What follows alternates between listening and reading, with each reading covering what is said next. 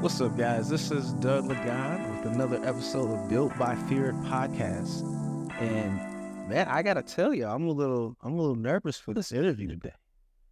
I had a special guest for y'all, someone very near and dear to my heart, my partner in crime, my best friend, Miss Eniola. Oh, don't say my full government name. No, All right, Miss Enny. How you doing? I'm doing good. Good. What you drinking there? I don't know. You got it for me. Is it tea? Some type of Scale of 1 to 10, how good is it? It's really good. Nice. Like it's not too sweet. Well, I'm happy you're here. Glad you're here. I really wanted you to be like one of the first people I interviewed for a special reason, okay? Mhm. Let's see. Where do we start? We're talking about sports. We're talking about athletics. Okay. You're an athlete. I've been coaching you for like, how long have I been coaching you? Officially, maybe like 2-3 years. 2 years? Three. Maybe 3? Yeah. Something like that. But you were an athlete before. You've been an athlete your whole life for the most part. You taught yourself how to ride a bike? I taught myself how to ride a bike. I'm very Great. proud of that. That's wild. So tell me about your athletic venture. When did that start? 7th grade with basketball. I tried out for volleyball. I didn't make the team. My feelings were very hurt. But I tell myself it's just because they really wanted me for basketball, so they didn't. So you was a hooper? Yes, I made B team. Cool. You still hoop today? Not really. Yeah, you can. I can. Bro, you know, I you went to can. that 7th grade basketball game. And we lost Wait, is it 7th and 8th grade? for The teachers versus it was just 8th grade. 8th grade. Okay. That's what's up. Okay, so basketball. So started out with basketball in 7th grade, and then track in 7th grade, and it was basketball, track throughout middle school, and then in high school only track and field. What'd you do in track in? I did the I know. Yeah, tell the people. okay. So I did quite a bit of quite a few things. I did the 100, the 200, the relays, and sometimes the hurdles. So you could only do 3 running events, so it kind of interchanged between any of those. Stopped doing the 4x4 in high school, which was great because that was you just like dread that race because it's the last race of the meet, so you have that to look forward or dread really For sure. the whole track meet. So and then long jump and high jump as well. What was your favorite event? 200 meters. 200? Yeah. What was your favorite event that you didn't get to actually do?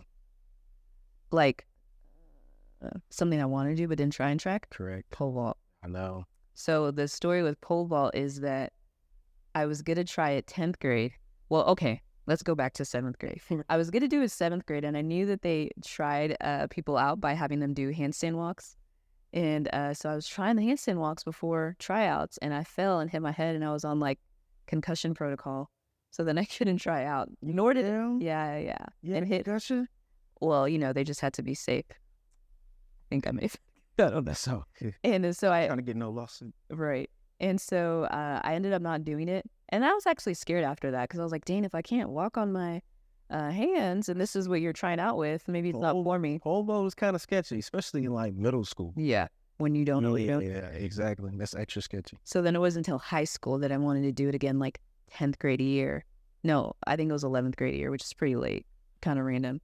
And then the coach that was coaching me for hurdles, the next year when I wanted to try pole vault, they switched him to pole vault. And I'm like, there's no way I'm going to learn. So high school track was your only thing? High school, yeah. You didn't do any weightlifting in the track? We did. What y'all doing?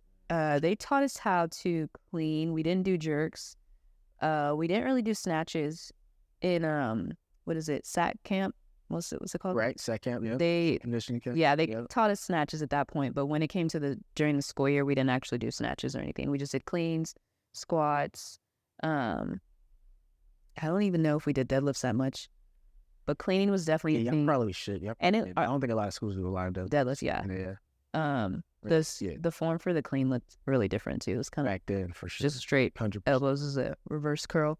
In college, what'd you do in college for sports? Intramurals. So I did indoor soccer, outdoor soccer, basketball, and that was it. Oh, what's it? Thingy, pickle? Tennis? No, not tennis. Badminton. Badminton. What's the indoor one? Where it's like a net? Badminton. Racquetball. I don't know. Badminton. I did one of I'm them. gonna go with badminton. It was fun. Was it fun? Yeah, I just randomly. You did soccer. You said soccer too, Yes. right? Okay. Cool. Now you're a weightlifter. Yeah. So tell me about your weightlifting venture. When did it start? That segues into how we met, actually, too. Yeah. Paths cross. So for weightlifting, I started out with CrossFit, and then as like a lot of people's stories go, is I wanted to get better at weightlifting and CrossFit.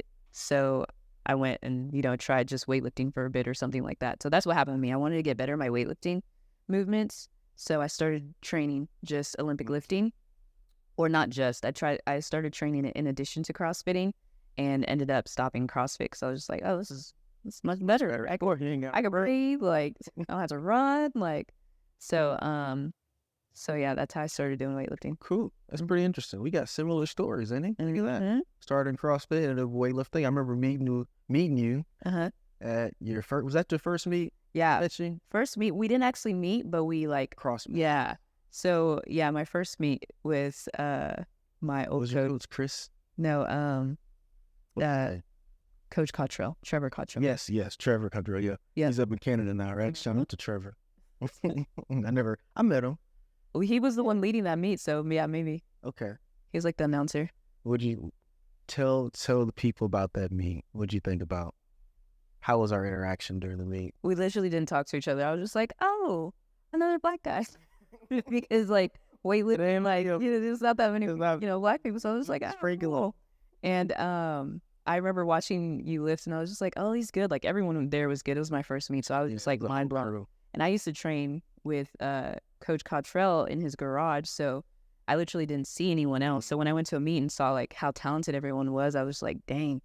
So anyway, yeah, I was watching you. I was like, oh, he's good. And then, yeah, there we go. That's all I'll share.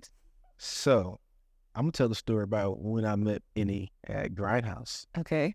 What year was that? 2016, 2017? 17. And then you could tell your little small variation. I know it's like whatever your point of view of it. I remember going to the gym and hearing some Christian rap. I think I heard some Lecrae playing. I'm like, who else plays Lecrae? I'm not on the mic, and I saw it was you. That's when you were first on the scene. What did you? So that's when I started liking you. It was like, okay. Do you know whenever you started liking me? I think it was much after you. Oh, for sure. But that's good, because I feel like whenever, when you like somebody and you're really awkward, so luckily that didn't happen as much. So yeah, it started out with music. I was like, oh, he, knows Lecrae and he listens to this too. And then we just talk to you about music or whatever. And then, yeah, there was a certain point where I was like, wait a second. And then, yeah, it's from there. There you go. So we exchange numbers. Right. First started off on Instagram, and then we exchanged numbers, and then all this stuff. And on the church, first date, you went to church and went to get some sushi. Didn't even like sushi. I didn't like sushi. I took her to a sushi restaurant. But now I love sushi. And she didn't like sushi. Party foul. I didn't want to say no. Right. That was there you go. I was like, oh, I'm not trying. And then, of course, something that was huge for our relationship is that you're a believer. Yes. I think that's so important. Now, Built by Fear, this is a show about passion. Where does that passion come from, right? And how does that apply in your life? How has your walk, I'm going to say, impacted the choices you make in weightlifting and you being a teacher, too? I know we didn't say that, but yeah, teacher. I mean, I feel like as a believer, your faith impacts everything you do.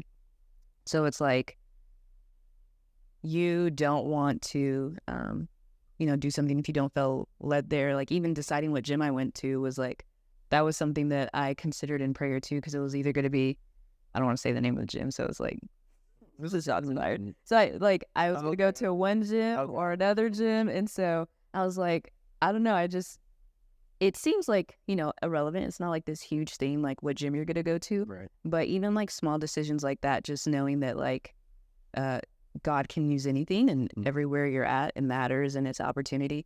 So taking something like that seriously, and then like meeting you, and just like all the other things that have come from being at the specific gym that I'm at, So to answer your question, how it affects my walk is just God directs every move in my life. And that's the goal, because there are some times where we, kind of do our own thing without thinking, or like what just is easy or whatever. And so the desire is that he would constantly be guiding every step of my life. That's so critical. um, I know you're a teacher, Mhm. right? So let's talk about that. Okay. I remember, and I'm gonna say a story. It's not that bad. It's Uh-huh. not bad. Okay. Okay. She was like, oh I God. don't even say. So one day, Enny came in, and it was like 7 o'clock at night. She just got home, and she is just tired. She laid on the floor, hard worked, and just sitting there like teacher like. And I'm like, baby girl, you sure you want to be a teacher? And she got a little sad because I can see that this is something she was passionate about. Uh-huh. And I know you are passionate about your kids, and you talk so much about these little eighth graders. Uh-huh. How has God encouraged you, the Lord has encouraged you in your teaching? That's a really good question. I feel like as a teacher, I feel like the influence that I have in that area, like, faith wise, is like somewhat limited, right? Right. In the sense that I can't just like say things like as I want to say or something like that. But one of the biggest things I think is at that point it becomes important because it's not what you say anymore, it's what you're doing. That's good. And so I think that that's been a big thing for me, and I've definitely like grown, and by the grace of God will continue to grow as a teacher, because I think that the biggest thing my students have given me the opportunity to practice is patience. I work with middle schoolers, and so there's a whole bunch of attitude, and they're fun, it's just a whole bunch of emotions, like just in one little body, one growing body. And so there's just a lot of opportunity to get frustrated into different things like that. And the biggest thing is just, being patient. And I could see a difference from my first year to, this past school year of just like my tolerance, or, and I guess that's not a good word, not tolerance level, but like my patience, in just different situations. So I feel like that's really grown. Mm-hmm. No, I agree. I've seen you change over like the first year Mm-hmm. to the fifth year. I can see how you've progressed and how you are more efficient Mm-hmm. with how you teach and how it just seems like you've grown. I can see for sure, 100%. I feel like before, when I would complain to you about, difficult students or something like that, I would kind of like keep that attitude for the rest of the school year. Versus like now it's like, okay, every day's a new day.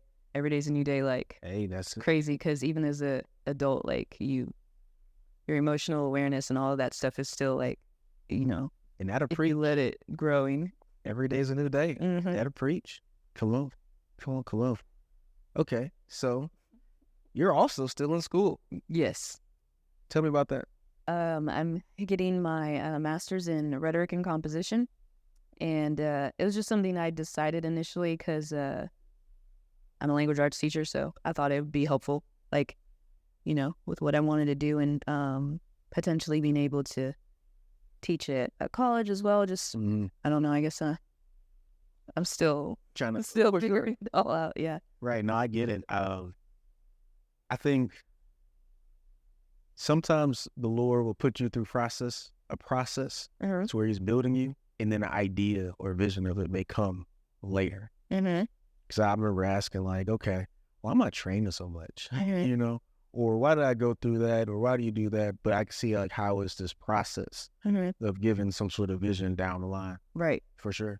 Yeah, I think I would agree, because it's like not the more we do, but like different areas in our life, like your understanding in the why can grow, or your understanding in like what you want or don't want can grow from experiencing something, like school or your job, whatever it may be. It's just like, I think I'm passionate in this area, and it's something like, it's like a whole Spider-Man's a canon event. Like, it has to happen kind of for you to figure out what you want to do. So you went through athletics. We went through your profession. Mm-hmm. Now let's go back to training. Okay, right? So what do you want to do with weightlifting? What's your goal? What are your numbers right now? Okay, so my most immediate goal is to qualify for this next nationals.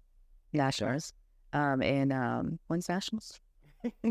2020, summer 2024. Better, my goal's 4, and then AO. But it's like July, right? Yeah. Okay, July. And then AO is in December. Yes.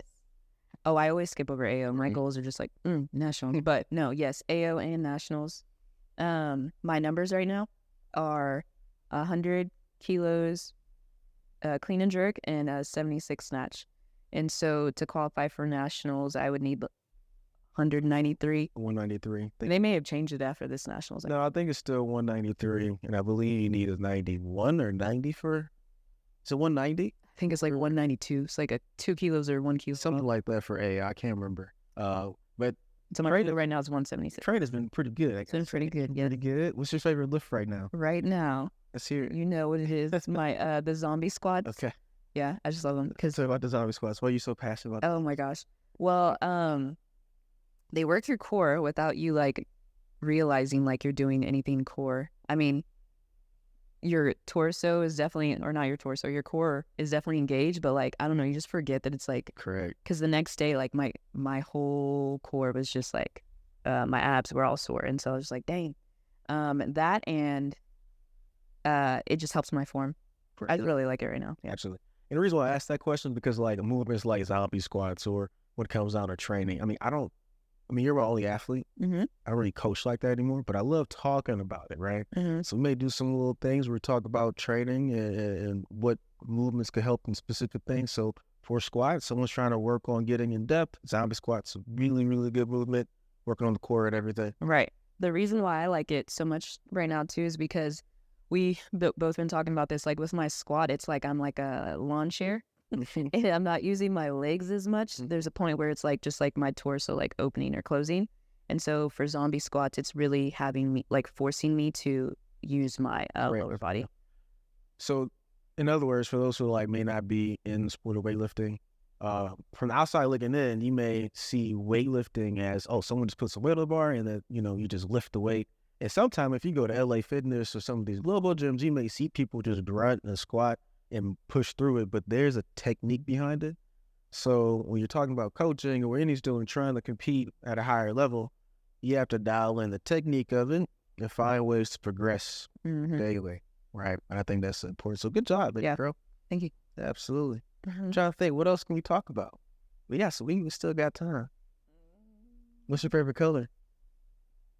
How about I ask you, what's my favorite color? Green. I know your favorite color. Yeah, what's my second favorite color? Purple. Yes. Come on, what's my favorite color? Black. Okay. That's fair. What's my baby blue? There you go. Okay. Was that your first and you just gave me? No. Okay. I would say if it was really black is definitely my favorite color. It's the most consistent color I wear. For sure. What else? What's your favorite food? That's always a tough question because I just really like food. Pasta, yeah. It's up there. It's up there. It's up there. 100 carbs. Just any carb, really. 100%. What's my favorite food?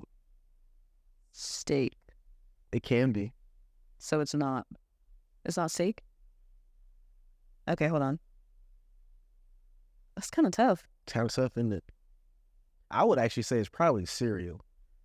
I wasn't going to guess that. Doug, your food is steak. It is. It can be steak.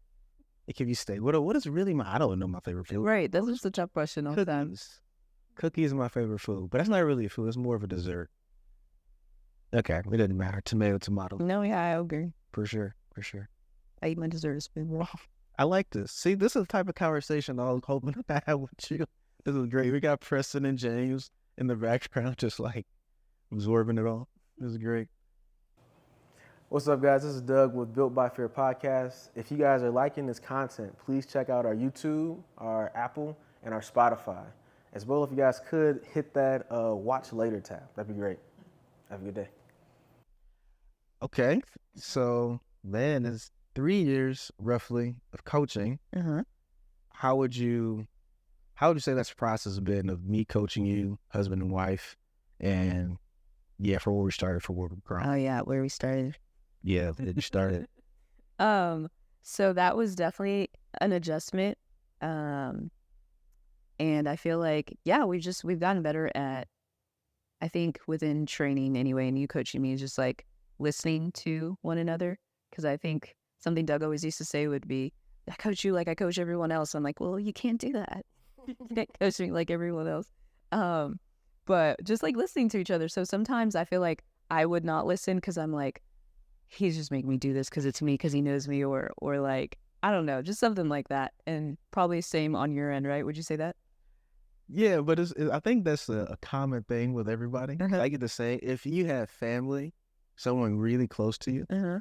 it's hard to coach 'em. Uh-huh. I think that's just the way it goes. I see that at work too with doctors that I work with and their family. Uh-huh.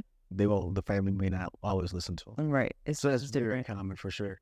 So we've gotten better at that. Yeah. At like listening and like, yeah. But you were right. I can't coach you like I would coach anybody else. You're not anybody else. Mm-hmm. There's a uniqueness to you, Yeah. for sure. So there's a vulnerability there. There's like, the things that will bother me. I know things that bother you. So it's completely different. Right. For sure.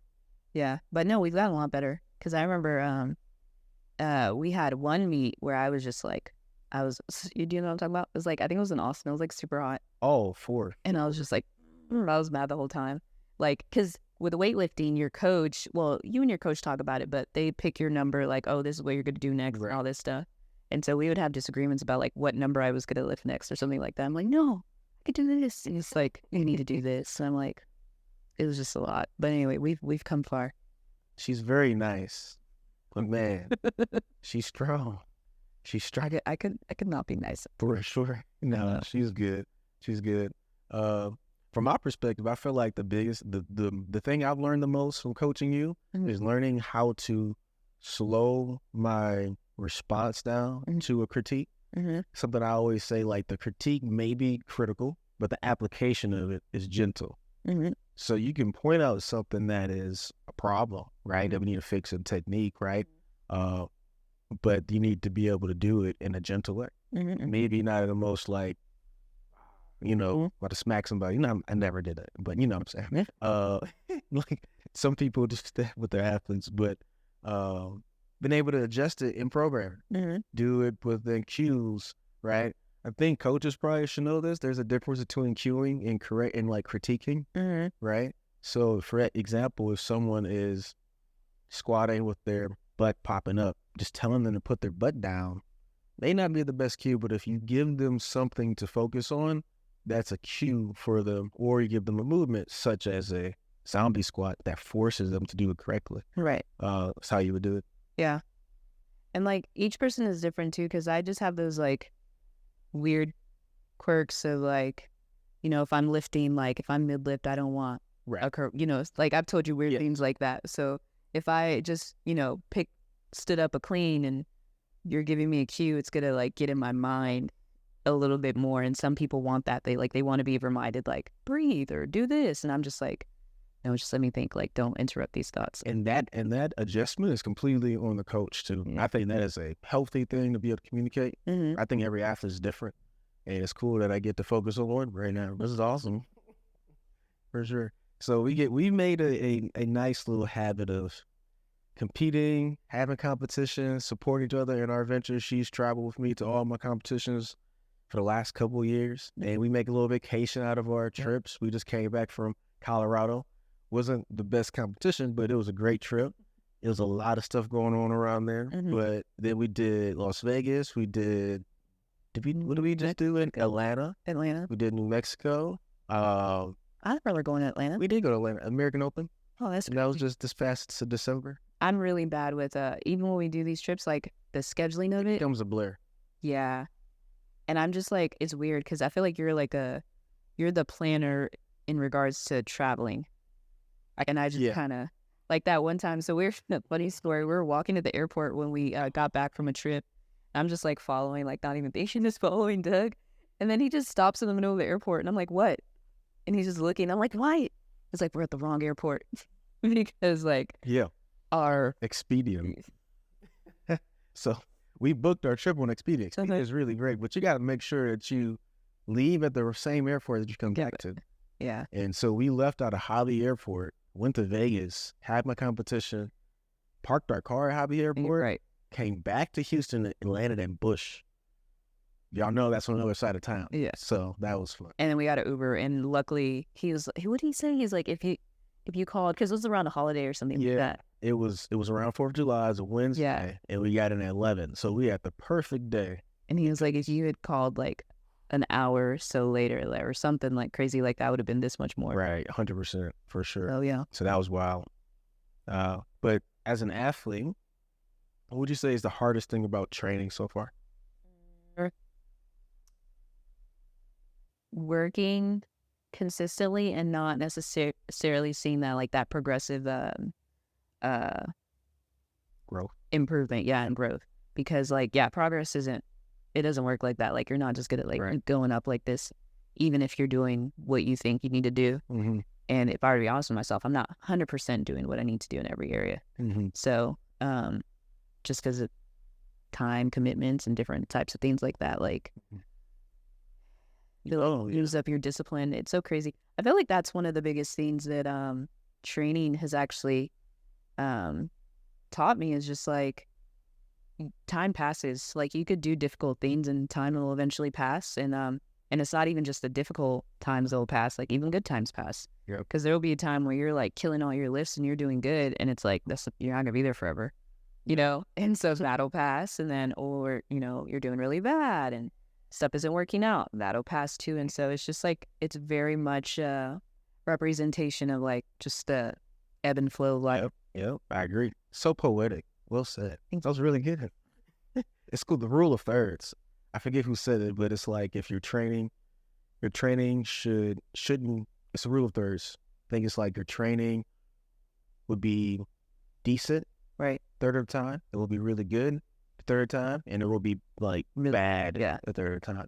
If you have like some imbalance there, some's too easy, some's too difficult, or something like that. Right. I'm not sure how true that is, but it seems like it makes sense. Yeah, it does for sure. Yeah. Something that's interesting that you said and made me think of it.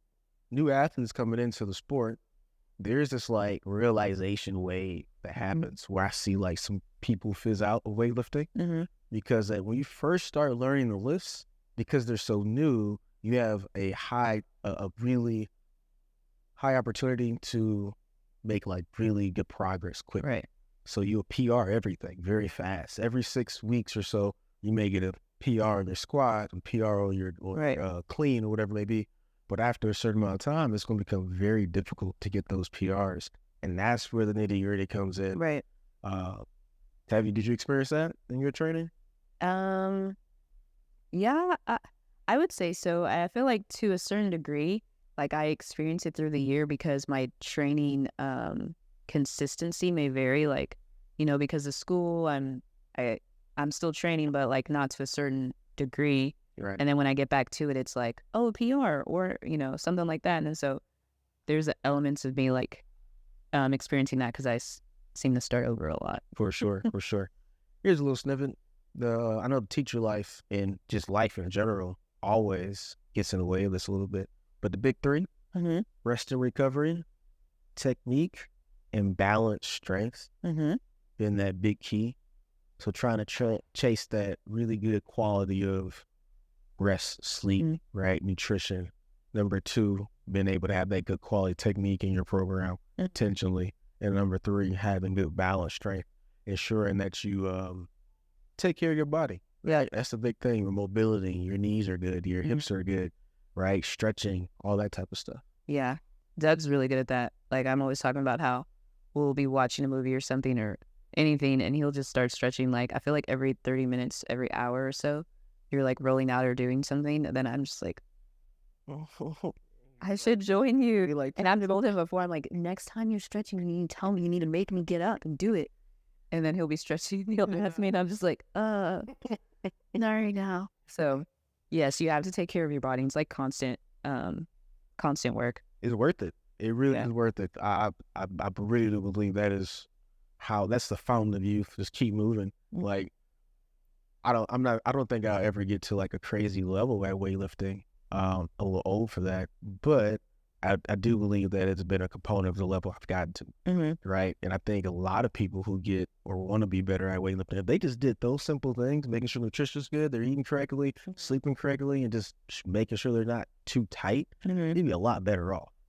Being mindful of technique is pretty important as well. Yeah, I feel like it's pretty crazy how easy the hard stuff is sometimes. Like not everyone, but I feel like it's easier for us to like train hard. Like, oh, I got to up my training. But then the simple things like going to sleep at a certain time may be the actual difficult thing for some people, or eating while eating is actually difficult. So, but yeah, different things like that. Like, this is difficult, this is simple, and you have to be able to do them both like consistently. For sure. Well, you know, sports are so unique, right? It's weird because we have this like, you have this goal, weightlifting. It's not like how soccer is where you have seasons. Mm-hmm. So I guess training would be different per sport too, right? Right. Yeah. You don't think we have seasons? I mean, I mean, we don't have seasons, but like we have like yeah. you have like your training progression. Yeah, kind of. Yeah. You have blocks and stuff like that. Yeah. It's just such a unique sport, Yeah. right? Just how you would train, because like MMA guys could train a lot harder, just because their sport doesn't have as much toil on the knees, Right. so to speak, like weightlifting does. Mhm. We still have a lot of stuff on the knees for sure, Right. but just a different stimulus. You cannot max your back squat every day. Right. You will be jacked up. Yeah. Like, and you will. Like, it's more of a matter of time, right? Yeah. For sure. Well, my love, this has been a great conversation. Yeah, how you feel? Good. Thank you so much for taking the time out your day Well, I think to come join me today. yeah, it's right before school starts. I know, this is awesome. For sure. Well, this has been Built by Fear Podcast. Thanks, guys. You have a great day.